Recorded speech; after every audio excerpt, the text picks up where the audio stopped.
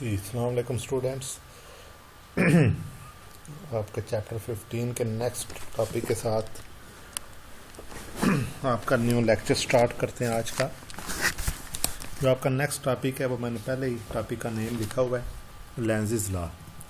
ये आप लोगों का ना लॉन्ग क्वेश्चन है, जिधर मैं साथ मेंशन भी कर देता हूँ। This is a long question और ये अच्छा सा इम्पॉर्टेंट क्वेश्चन है, इजी सा टॉपिक है। अगर आपको इससे पहले वाले क्लियर हैं सारे इस चैप्टर के टॉपिक्स, तो ये किस्म का यही समझ लें कि उसकी रेपिटेशन ही हो रही है। अच्छा, ये क्वेश्चन आता किस तरह? ये क्वेश्चन इस तरह आता कि state Lenz's law and prove that it is according to law of conservation of energy. या फिर ये वर्डिंग चेंज थोड़ी सी करें तो इस तरह आएगा, what is Lenz's law and prove that it is according to law of conservation of energy. या फिर explain Lenz's law and prove that it is according to law of conservation of energy. या simple अगर Lenz's law आता है ना, state and explain Lenz's law, तब भी आपने ये सारा ही लिखना है। अच्छा, law of conservation of energy है तो खैर बताने की ज़रूरत नहीं, लेकिन फिर भी मैं रिपीट कर देता हूँ। Law of conservation of energy क्या है जी? के energy can not be created not destroyed, it only keeps on changing its forms and net energy remains constant या net energy remains same, means जो आपकी असल एनर्जी है वो उतनी ही रहती है, बस ये अपनी हालतें चेंज करती रहती है। सो हम इस टॉपिक को स्टार्ट करते हैं। सबसे पहले जी थोड़ा सा इसका ना ब्रीफ इंट्रोडक्शन।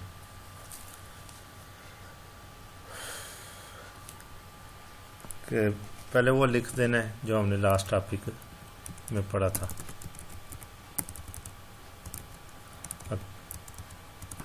सॉरी मिनट, ये आप लोगों के लिए पता नहीं कैसे सिलेक्ट हो गए। अकॉर्डिंग टू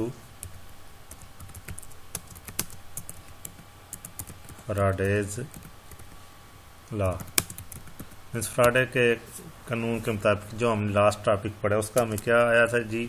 उसमें हमने क्या प्रूव किया था कि जो हमारे पास इंड्यूस्ड ईएमएफ है ना, वो इक्वल होता है किसके? Minus N number of turns into फ्रांसिस के अंदर था कि delta phi over delta T, delta phi divide by delta T. ये हमने पढ़ा था, ये हमने प्रूव किया था फैराडेज लॉ में। अब इसका मतलब क्या है कि इसमें जो ईएमएफ इंड्यूस हो रही है वो number of turns of coils के और चेंज इन फ्लक्स के इक्वल है, लेकिन माइनस में। और जो माइनस साइन था वो क्या शो करता था? The minus sign in the expression is very important, मीन्स ये बड़ा ज़रूरी है, क्योंकि अगर आप माइनस साइन ही लगाएंगे तो ये फैराडेज लॉ के हिसाब से आपकी जो कैलकुलेशंस आएंगी ना, उसमें थोड़ा सा प्रॉब्लम आ जाएगा। इट शोज अस, अच्छा ये लॉन्ग क्वेश्चन है, याद रखना है, ऑफ इंड्यूस्ड ईएमएफ। अब ये जो है ना कि ये किस मैथ, ये जो माइनस साइन आ रहा है ये हमने किस तरह फाइंड आउट करना है, ये हमें किस तरह पता चला? ये ना एक हमारे पास एक साइंटिस्ट था, रशियन साइंटिस्ट,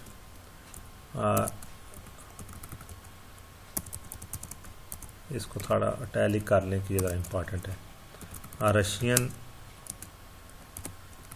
साइंटिस्ट, ये एमसीक्यूज में भी पूछ लेते हैं कि इसका ना कब इसने बताया है? हेनरिक, अच्छा ये एच से है तो हेनरिक किसे पढ़ना है? हेनरिच नहीं पढ़ना, हेनरिक लेंस। हमने वो पीछे पढ़ा था कि जो कर्चोव्स लॉ है वो भी एक रशियन साइंटिस्ट कर्चोव्स ने हमें बताया था, तो ये भी हमें एक रशियन साइंटिस्ट ने ही बताया। और इसने कब बताया, ये इंपॉर्टेंट चीज़ है, ये याद रखने की। इसने 1834 में हमें ये चीज़ बताई थी कि हम Russian scientist Heinrich length in 1834 discovered a method to find direction of induced EMF। मतलब इसने हमें जो एक मेथड बता दी हुआ है, आज तक हम उसी को फॉलो कर रहे हैं। अभी तक तो है यही समझे कि पिछले टॉपिक की रिवीजन ही चल रही है, ठीक है। उसने पोलैरिटी बेस पे ना, मैग्नेट की पोलैरिटी के बेस पे हमें एक रूल बताया था कि ये करंट का मैग्नेटिक फील्ड के अंदर किस तरह, या जो इंड्यूस्ड करंट होती है उसकी डायरेक्शन किस तरह फाइंड आउट की जा सकती है। ही स्टेटेड दैट, उसने मतलब ये बयान किया था। अब आगे हेडिंग दे लें आप स्टेटमेंट की, लेंज़ेस लॉ की स्टेटमेंट क्या है। ये हेडिंग हमें ये शो करेगी कि इसकी स्टेटमेंट है क्या। The direction of induced current is always so as to oppose the change in which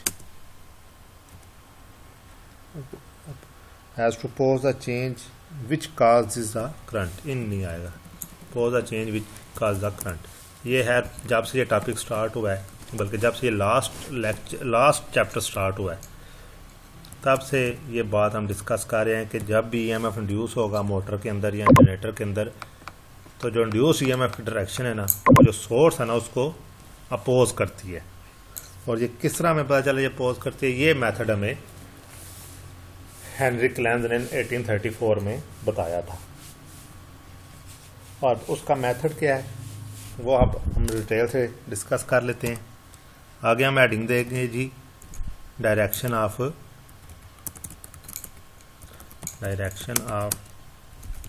induced EMF। Mean induced EMF की डायरेक्शन क्या होगी, ठीक है। अब जो लेंजेस का लॉ है ना, ये बड़ा इंपॉर्टेंट पॉइंट है, ये भी MCQs है। द लेंजेस लॉ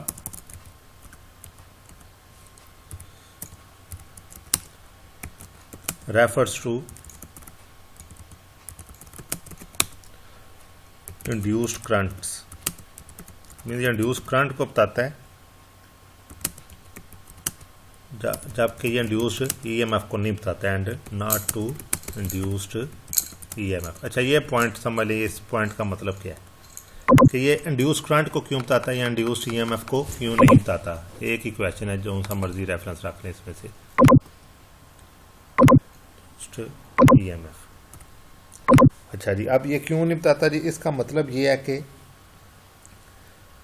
अगर हमें इंड्यूस्ड करंट की डायरेक्शन पता है ना, तो ऑटोमेटिकली हमें इंड्यूस्ड EMF की डायरेक्शन भी पता होगी। दोनों में से एक चीज़ का अगर हमें पता चल जाए तो दूसरे का हमें पता इजीली चल जाएगा। लेकिन हमें यह पता है कि करंट की डायरेक्शन फाइंड आउट करना इजी है, due to flow of electrons या due to flow of charge carriers. So अगर हम उसकी डायरेक्शन को फाइंड आउट कर लेते हैं तो हमें इंड्यूस्ड EMF की डायरेक्शन फाइंड आउट करने की ज़रूरत नहीं, हम करंट की मदद से ही EMF की डायरेक्शन को अप्लाई कर लेंगे।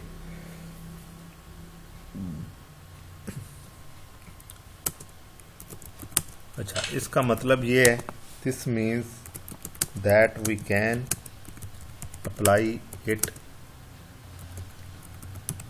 Directly to closed conducting loops. अच्छा, अब इस स्टेटमेंट का मतलब क्या है कि अगर हम करंट की तरफ जाएंगे ना, तो हम क्लोज कंडक्टिंग करंट लूप्स को डिस्कस कर सकते हैं। अगर हम EMF की तरफ जाएंगे ना, तो हमें पता है जी EMF का मीन्स, अगर आप वोल्टेज की तरफ जाएं तो वो आपको ये नहीं पता चल सकता कि आप क्लोज लूप है, ओपन लूप है। लेकिन करंट की दफ़ा ना, कर्चॉफ्स फर्स्ट रूल यूज़ करते हुए कि total current should remain same, हम इसकी कॉइल की करंट इजीली फाइंड आउट कर सकते हैं। और अगर करंट फर्ज करें लूप क्लोज नहीं है, मतलब ऐसा हमारे पास सर्किट है जिसमें जो हमारे पास कॉइल है या जो भी हमारे पास लूप है वो क्लोज नहीं है, तब भी हम यही इमेजिन करेंगे कि ये क्लोज है और हम इसमें से direction of current, induce current find out कर सकते हैं। और जब direction of induce current find out हो गई है तो direction of induce EMF find out करना कोई मुश्किल बात नहीं है।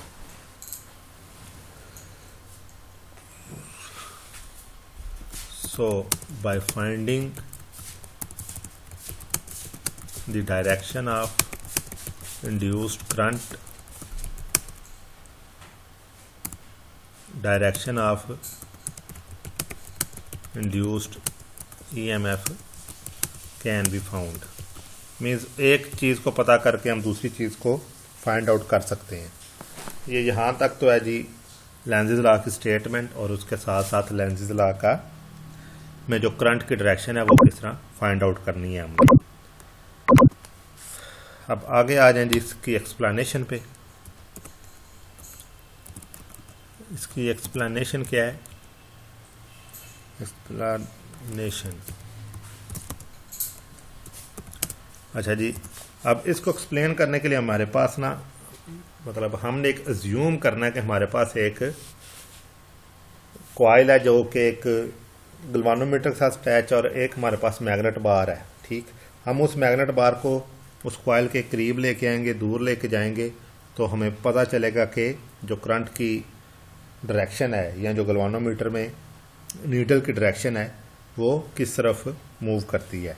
और ये आप लोगों को शायद बल्कि गलवानोमीटर के टॉपिक में बताया था कि गलवानोमीटर में जो होता है ना ज़ीरो, वो सेंटर में होता है।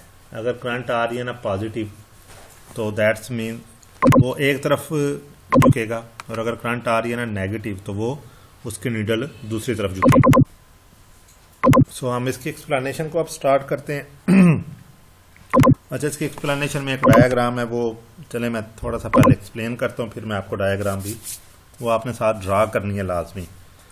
अच्छा जी, आपने एक्सप्लेनेशन में क्या करना है जी, लेट अस कंसीडर या let us consider another, let us apply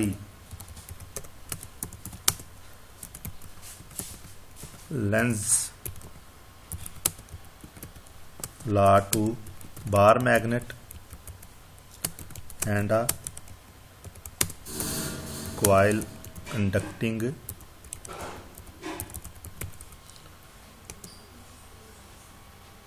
and a coil connected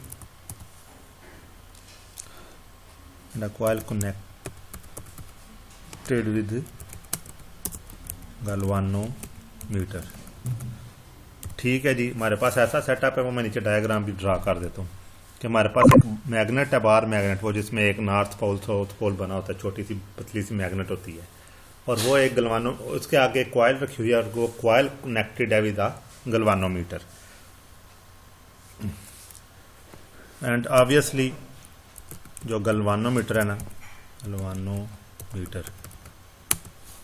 galvanometer gives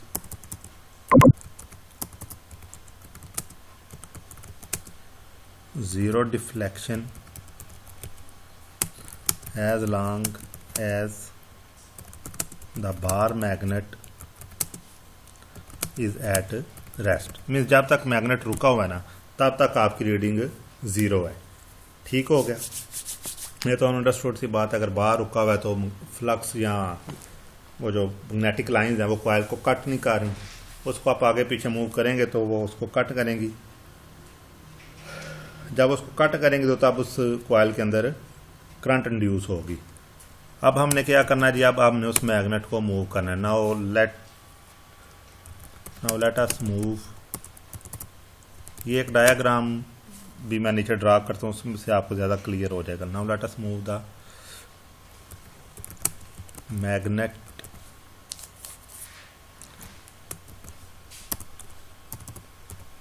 with north pole towards the coil, means coil का जो मैग्नेट का नॉर्थ पोल है ना उसको हमने कॉइल की तरफ मूव किया है।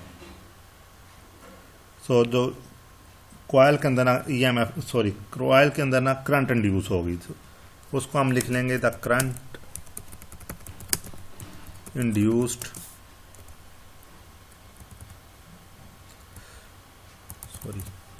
the induced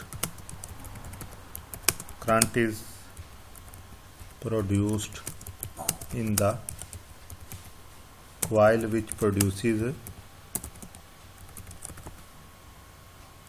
its own magnetic field.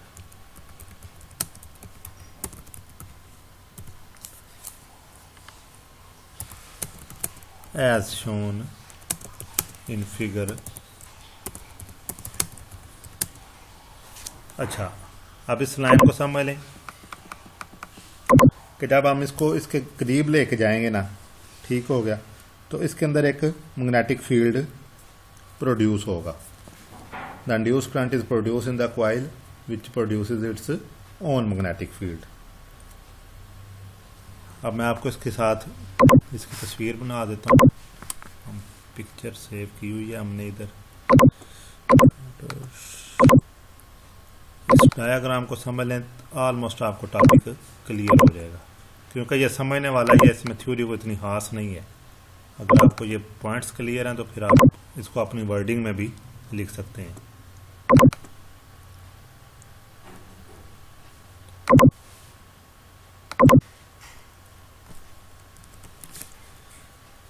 अच्छा जी, ये आ जाएगा इधर। चले, अब ये इस फिगर को समझ लें कि ये फिगर क्या है। ये हमारे पास एक मैग्नेट है नॉर्थ और साउथ पोल के हिसाब से, ठीक हो गया। हमने इस मैग्नेट को, वो एरो हेड भी शो कर रहा है कि नॉर्थ पोल को हम कॉइल की तरफ लेके गए हैं। हम इसको कॉइल की तरफ लेके जाएंगे तो इसके अंदर मैग्नेटिक फील्ड इंड्यूस होगा। आपने वो तस्वीर बनानी है जो बुक के ऊपर बनी हुई है, ये ऑलमोस्ट सेम ही है, लेकिन बुक में उन्होंने इसको हॉरिजॉन्टल बना दिया है, ये तस्वीर वर्टिकल बनी हुई है। हम मैग्नेट के नॉर्थ पोल को कॉइल की तरफ लेके गए हैं तो इसके अंदर मैग्नेटिक फील्ड प्रोड्यूस हुआ है, और जो मैग्नेटिक फील्ड प्रोड्यूस हो रहा है ना मैग्नेट ये कॉइल के अंदर,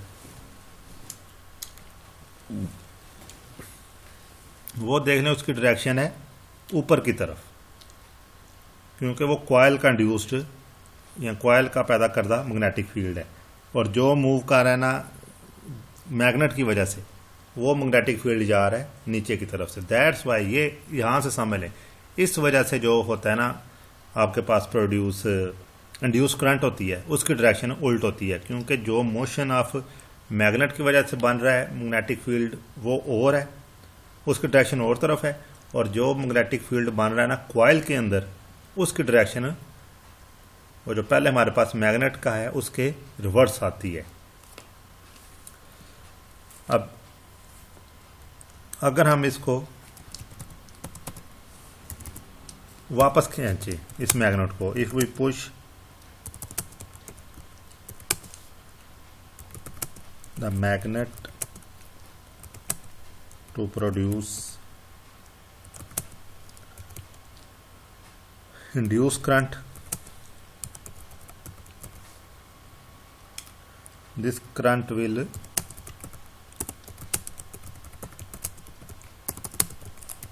अपोज, ये करंट अब मुखालफत करेगी, या ये करंट इसको रोकने की कोशिश करेगी जो पहले हमारे पास मैग्नेटिक फ्लक्स बना या मैग्नेटिक फील्ड बना हुआ है। This current will oppose the motion of bar magnet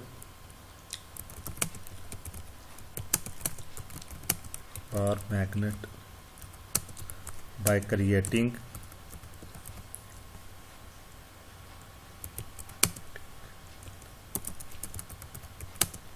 north pole on the face of coil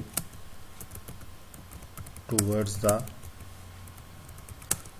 north pole of bar magnet। अच्छा, अब इस लाइन का, ये पैराग्राफ का मतलब ये है कि जब आप इसको पुश करेंगे अंदर की तरफ, कॉइल के अंदर आप नॉर्थ पोल को लेके जाएं या इसको अगर बाहर की तरफ लेके जाएं, लेकिन यहाँ पे हम केस डिस्कस कर रहे हैं कि हम इस मैग्नेट को अंदर की तरफ लेके जा रहे हैं। अच्छा, हम इसको अंदर की तरफ लेके जाएंगे कॉइल के, तो कॉइल का मैग्नेटिक फील्ड बनेगा।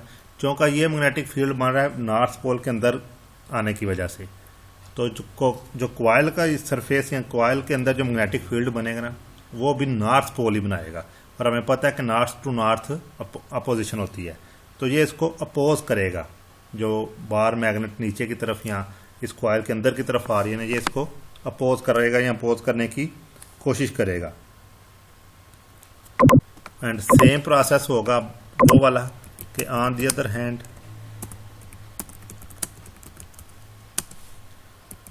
if we pull magnet away from the coil, the induced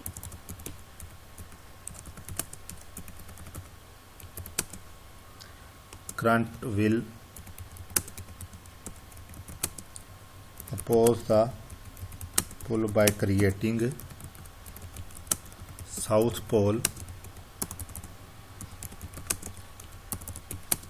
on the face of coil toward the bar magnet। अच्छा जी, अब इस स्टेटमेंट को समझिए। इस पैराग्राफ को लेंसेज लाकर सारा पॉइंट आपको क्लियर हो जाएगा। इस तस्वीर में से देखते हैं। सॉरी, हमने इस मैग्नेट को नॉर्थ पोल को कॉइल की तरफ लेके गए हैं। अब क्योंकि नॉर्थ पोल आ रहा है नीचे की तरफ कॉइल के अंदर, तो कॉइल के फेस के ऊपर भी एक नॉर्थ पोल ही बनेगा। ये तो खैर ऑब्वियस सी बात है। अगर आप इसको इलेक्ट्रॉन्स की टर्म में समझें, अगर इलेक्ट्रॉन मूव करता हुआ एक जगह से दूसरी जगह जाता है, तो वो जो आगे इलेक्ट्रॉन पड़ा होता है ना, उसको रिपेल करता है। यही हमने पढ़ा है ना, कि बल्कि आप लोगों ने नहीं, अभी आप लोग सेमीकंडक्टर नहीं पढ़े, नेक्स्ट टॉपिक्स में पढ़ लेंगे कि इलेक्ट्रॉन अपनी जगह छोड़ के जहाँ पे जाएगा वहाँ पे एक और इलेक्ट्रॉन पड़ा होकर वो उस इलेक्ट्रॉन को जोर लगाएगा या उस पर इतनी एनर्जी प्रोवाइड उसे करेगा कि वो इलेक्ट्रॉन अपने एटम को या अपने न्यूक्लियस को छोड़ने पे मजबूर हो जाएगा। सेम प्रोसेस इधर हो रहा है। आप नॉर्थ पोल को लेके जा रहे हैं कॉइल के अंदर, जैसे जैसे आप उसको कॉइल के करीब करेंगे, कॉइल के फेस के ऊपर भी नॉर्थ पोल बनेगा। वो जो सोलेनॉइड है ना कॉइल हमारी, उसके ऊपर नॉर्थ पोल बनेगा, और ये north to north each other opposition provide करेंगे। इस वजह से जो इंड्यूस्ड ईएमएफ होगी या इंड्यूस्ड करंट होगी ना कॉइल के अंदर, उसकी डायरेक्शन उल्ट हो जाती है। सेम प्रोसेस आप रिवर्स करें, रिवर्स को समझना ईजी है। आप इसको रिवर्स करें, आप नॉर्थ को बाहर निकाल रहे हैं, दैट्स मीन्स नॉर्थ की जगह आ रहा है south. North pole of bar magnet बाहर जा रहा है, तो दैट्स मीन्स उसकी जगह जो अपोजिशन चीज़ है, यही चीज़ होती है करंट के अंदर, जो हमने 13 चैप्टर में पढ़ी भी है कि जैसे इलेक्ट्रॉन निकलता है उसकी जगह पॉजिटिव चार्ज कैरियर आ जाता है। यही पढ़ा है ना हमने। और पॉजिटिव चार्ज कैरियर जहाँ जब आता है, तो वो जो इलेक्ट्रॉन निकल रहा होता है उसको वापस खींचने की कोशिश करता है, लेकिन वो हम एनर्जी इतनी प्रोवाइड करते हैं कि वो उसको खींच नहीं पाता, और इलेक्ट्रॉन निकल के आगे वाले इलेक्ट्रॉन को पुश कर जाता है। सेम यहाँ पे हो रहा है कि आप मैग्नेट के नॉर्थ पोल को बाहर निकाल रहे हैं, नॉर्थ पोल बाहर निकल रहा है, पीछे साउथ पोल बन रहा है, और वो साउथ पोल उस नॉर्थ पोल को अपनी तरफ खींचता है। अगर तो इनके दरमियान अट्रैक्शन की फोर्स ज़्यादा है, उस फोर्स से जिस फोर्स से आप मैग्नेट को बाहर खींच रहे हैं, तो फिर तो ये मैग्नेट को बाहर नहीं निकलने देगा। लेकिन हम एनर्जी इतनी प्रोवाइड करते हैं कि ये मैग्नेट बाहर निकल आता है। बेशक कॉइल अपना जोर लगा रही है, लेकिन मैग्नेट फिर भी मूव कर जाएगा बाहर की तरफ। So that's why direction in the induced current की डायरेक्शन या इंड्यूस्ड ईएमएफ की डायरेक्शन हमेशा अपोजिट होगी उसके कि जो सोर्स उसको पैदा कर रहा है। अब इस एग्जांपल में कौन सा सोर्स है? सोर्स है आपका मैग्नेट बार, ये इंड्यूस करा रहा है ना सारा मैग्नेटिक फील्ड। ये आप लेके जा रहे हैं, मैग्नेट फील्ड बन रहा है कॉइल के अंदर। कॉइल के अंदर करंट बनेगी, करंट पैदा होती है, करंट की वजह से एक मैग्नेटिक फील्ड बनता है, और वो मैग्नेटिक फील्ड असल मैग्नेटिक फील्ड को, जो असल बार मैग्नेट है, उसको अपोज कर देता है। सिंपल वर्ड्स में समझ लें कि मैग्नेट अंदर जा रहा है नॉर्थ पोल, तो कॉइल के अंदर कॉइल के फेस के ऊपर नॉर्थ पोल बन रहा है। मैग्नेट बाहर निकल रहा है, तो कॉइल के फेस के ऊपर साउथ पोल बन रहा है। अंदर जाते वक्त नॉर्थ नॉर्थ बन रहा है, तो अपोजिशन प्रोवाइड करता है। तो इस वजह से जो करंट इंड्यूस हो रही है वो रिवर्स हो रही है या नेगेटिव में जाती है। जब वो बाहर निकल रहा है, तो तो तब उसका मैग्नेट के ऊपर नॉर्थ पोल है और वो बाहर की तरफ मूव कर रहा है, और कॉइल के फेस के ऊपर साउथ पोल बन चुका है। तो ये अगेन वही रूल बन जाता है कि north pole is moving way and south pole is at the face of the coil. So फिर जो करंट इंड्यूस होगी वो फिर नेगेटिव ही होगी। अब आगे आ जाए जी, जो पार्ट बी है हमारा, Lenz law and law of energy conservation. अब हमने प्रूव करना है कि जी ये according to law of conservation of energy है। इसके लिए भी एक डायग्राम बनानी है हमने, वो आप लोगों ने पहले भी पढ़ी है, पीछे 2 टॉपिक्स में जो पढ़ी है हमने डायग्राम।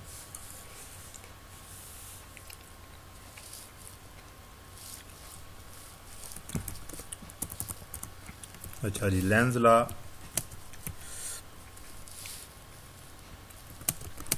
इसकी मतलब स्टेटमेंट कह लें या इसकी एक्सप्लेनेशन कह लें, is also the statement of law of conservation of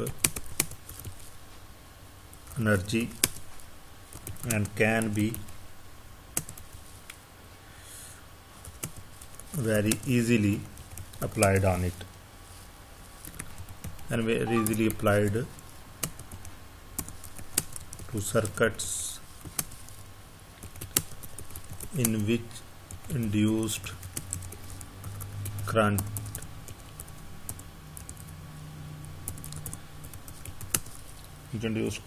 is flowing। अच्छा, आगे आपने वो इसकी तस्वीर है, आपने बुक वाली बनानी है, क्योंकि जो मेरे पास तस्वीर है इसमें थोड़ी सी ना चेंजिंग है, लेकिन खैर वो आप बुक से देख लीजिएगा, वहाँ ज़्यादा बेटर है। अदरवाइज़ ये भी ठीक है, थोड़ा सा नामन क्रैचर का फ़र्क है। इसकी पोजीशन को आप सेट कर लें यहाँ पे।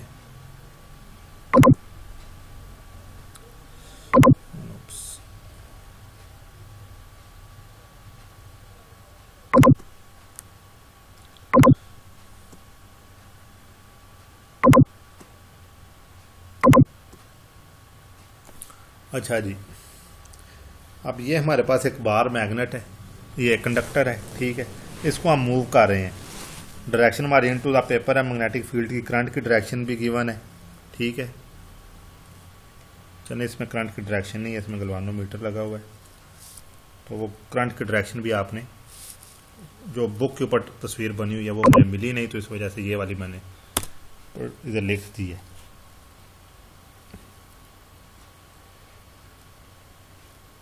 सो ये जो मैग्नेट है ना, in the figure when rod is moved towards right, मतलब जब हम इसको राइट साइड पे लेके जाएंगे, EMF is produced। अच्छा, EMF प्रोड्यूस होगी and induced current is flowing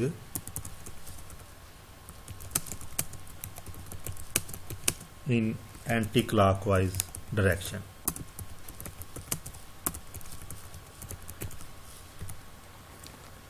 अच्छा जी, ये जब हम इसको राइट साइड पे मूव करेंगे तो करंट की डायरेक्शन एंटी क्लॉकवाइज होगी। वो सिंपल सा ही है, क्योंकि ये राइट साइड पे मूव कर रहा है तो करंट भी ऊपर की तरफ से नीचे की तरफ जाएगी। जब ये लेफ्ट साइड पे मूव करेगा तो करंट ऊपर से ये दूसरी तरफ से नीचे की तरफ आएगी, ठीक है। अब आगे हमने वही जो हमारे पास एक रूल है कि IL साइन थीटा वाला, as a rod is carrying, यहाँ पे मुझे वो वाली तस्वीर नहीं मिली, आप वो वाली बना लीजिएगा, वो ज़्यादा अच्छे तरीके से एक्सप्लेन हो जाएगी आपको ये चीज़। And moving in magnetic field, so it will experience force. और जाहिर बात है, जब एक चीज़ मूव कर रही है तो उसको कोई ना कोई फोर्स का सामना करना ही पड़ेगा।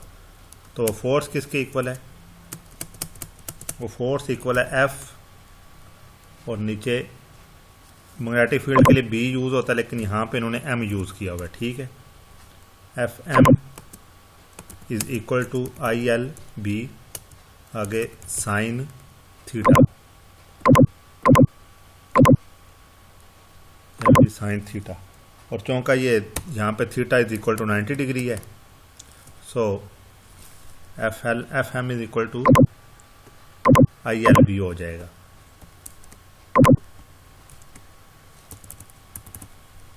आगे रीजन में लिख लें, because theta is equal to 90 degree. ठीक हो गया जी।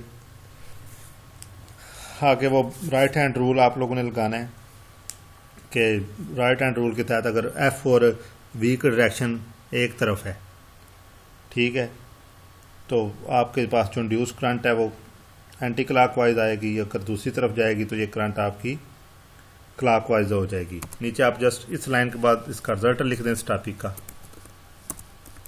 हेंस इलेक्ट्रोमैग्नेटिक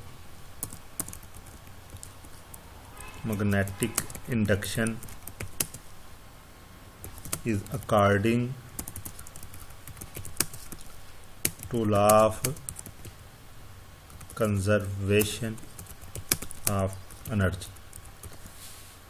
मीन्स यहाँ से पता चलता है जी कि जो हमारे पास लॉ ये इलेक्ट्रोमैग्नेटिक इंडक्शन है ना, ये law of conservation of energy को फॉलो करता है। अच्छा ये ये दोबारा समझ लें सारा पॉइंट।